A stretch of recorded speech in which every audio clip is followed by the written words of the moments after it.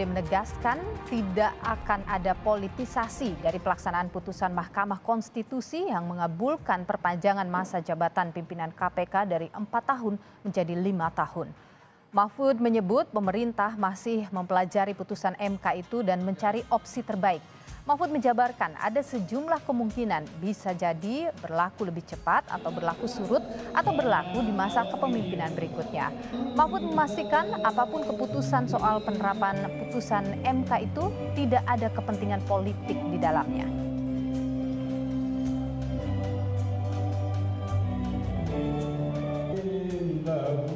Ya, kita nanti cari yang terbaik. Ada yang mengatakan itu berlaku ke depan. Tapi ada yang seperti halnya sudah. Kalau di dalam hukum administrasi itu kalau sifatnya fasilitas itu berlakunya ke periode berikutnya. Tapi ada juga yang mengatakan putusan MK itu berlaku begitu diucapkan. Itu ada juga. Tapi ada putusan MK juga yang berlaku berapa tahun kemudian. Seperti Undang-Undang KPK yang pertama dulu. Agar dibentuk undang-undang, agar dibentuk KPK di seluruh daerah itu dulu tidak langsung berlaku. Diberi waktu 2 tahun kemudian. Nah, yang ini juga bisa ditafsirkan berjanda seperti itu. Nanti kita cari yang terbaik bagi Indonesia. Tidak akan ada politisasi tentang ini. Akan dicari yang terbaik dan yang paling mungkin dilakukan.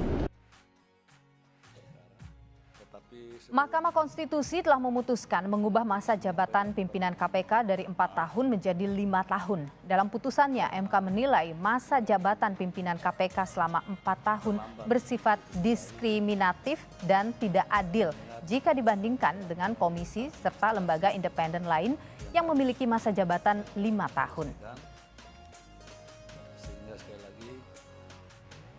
Presiden pun harus segera mengubah keputusan Presiden terkait dengan masa jabatan pimpinan KPK yang telah berubah.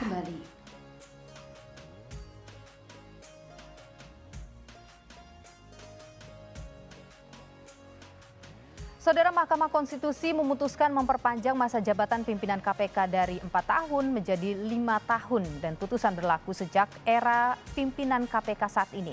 Apa dampak hukumnya terhadap masa jabatan 5 tahun pimpinan KPK saat ini? Kita bahas, saudara, bersama dengan Bivitri Susanti, pengamat hukum tata negara yang sekaligus adalah pengajar STH Indonesia Jentera, dan juga ada Rumadi Ahmad, tenaga ahli utama KSP. Saya ingin ke Mbak Bivitri dulu. Jadi kalau Anda menilai putusan MK ini, apa yang perlu dikritisi? Yang pasti argumennya ya. Jadi kita harus perhatikan paling tidak ada 2 hal yang bisa kita lihat. Yang pertama adalah argumen tentang bahkan mengapa ini sampai dikabulkan, dianggapnya ini adalah sebagai suatu pertanyaan konstitusional.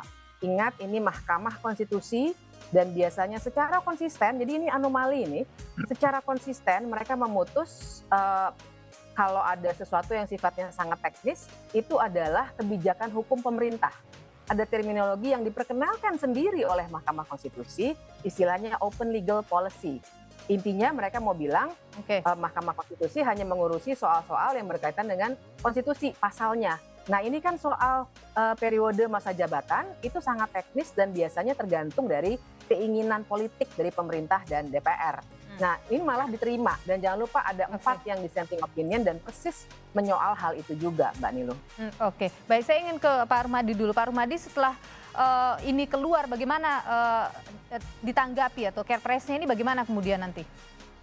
Ya, sekarang ini memang dari pemerintah kami mendengarkan pendapat semua pihak terkait dengan putusan Mahkamah Konstitusi ini, termasuk pendapat teman-teman aktivis, ahli hukum tata negara, termasuk pendapatnya Mbak Bivitri.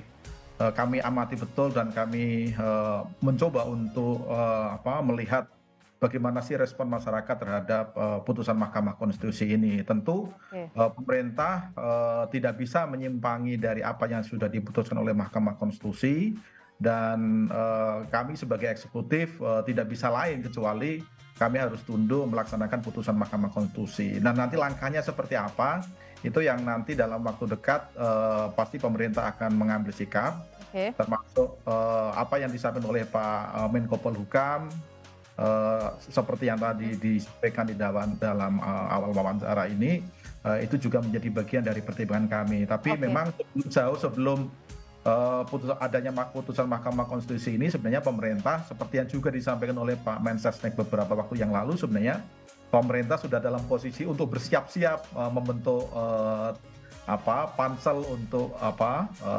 melakukan persiapan merekrut pimpinan KPK untuk periode yang akan datang. Tapi beberapa hari kemudian tiba-tiba ada putusan seperti ini, dan itu mau tidak mau pemerintah harus hormat dan tunduk apa yang diputuskan oleh Mahkamah Konstitusi. Terkejut juga begitu dengan putusan ini? Ya agak kaget sebentar, karena kami juga mengikuti sebenarnya apa yang digugat oleh Pak Nurul Gufron, Wakil Ketua KPK ini di Mahkamah Konstitusi, dan kami juga bersiap-siap nanti putusan Mahkamah Konstitusi seperti apa. Tapi memang Mahkamah Konstitusi sudah mengambil keputusan seperti itu, ya meskipun agak kaget, tetapi pemerintah tidak punya pilihan lain kecuali memang harus taat dan tunduk, Pak. Oke, jadi mengikut saja begitu? Ya mau tidak mau, karena itu merupakan mekanisme hukum ketatanegaraan yang sudah kita sepakati bersama. Oke, saya ingin ke Mbak Bivitri dulu. Jadi kalau melihat apa yang diputuskan oleh Mahkamah Konstitusi ini, Anda melihat ada urgensinya begitu untuk memperpanjang masa jabatan pimpinan KPK, Mbak? Urgensi jelas tidak ada menurut saya. Apalagi kita harus ingat pimpinan KPK yang sekarang itu sangat-sangat bermasalah. Ini saya katakan berdasarkan rekam jejak nyata ya, bukan bukan tuduhan belaka, tapi kita tahu bahkan kasus terakhir itu Ketua KPK sendiri sedang dipermasalahkan secara etik karena membocorkan dokumen penyidikan dalam kasus Kementerian SDM. Tapi sebelum itu juga ada kasus helikopter, jangan lupa ada satu bagian lagi di mana satu orang sudah mengundurkan diri. Tapi Mbak Nilo, yang lebih penting buat saya adalah pemerintah tentu saja harus berbicara normatif bahwa putusan MK harus dilaksanakan. Tapi sebenarnya putusan MK ini masih menyisakan persoalan.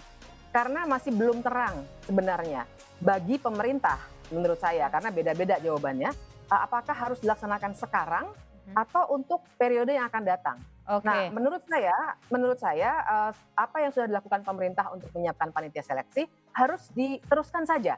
Karena memang betul putusan MK berlaku sejak tanggal dibacakan ke depan, tidak mundur. Nah, sekarang kita lihat periode, ini penting, sorry Mbak Nilo, ini penting, periode masa jabatan pimpinan KPK itu 2019 sampai 2023. Artinya kalau diterapkan untuk yang sekarang malah mundur. Padahal ada asas non-retroaktif bagi putusan MK.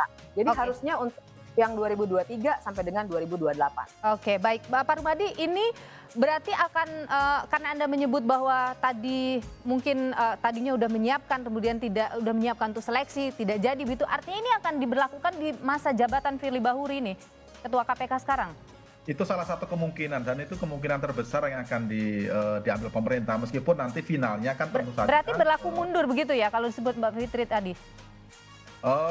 Bukan berlaku mundur ya, tetapi mau tidak mau kalau berlaku surut maksudnya? Putusan KPK itu berlaku untuk sekarang Mbak Dino, keliru memahami. Berlakunya itu nggak mundur justru kalau misalnya berlaku ke depan. Jadi berlaku sekarang begitu ya putusan itu ya Pak Rumadi ya, dan seterusnya.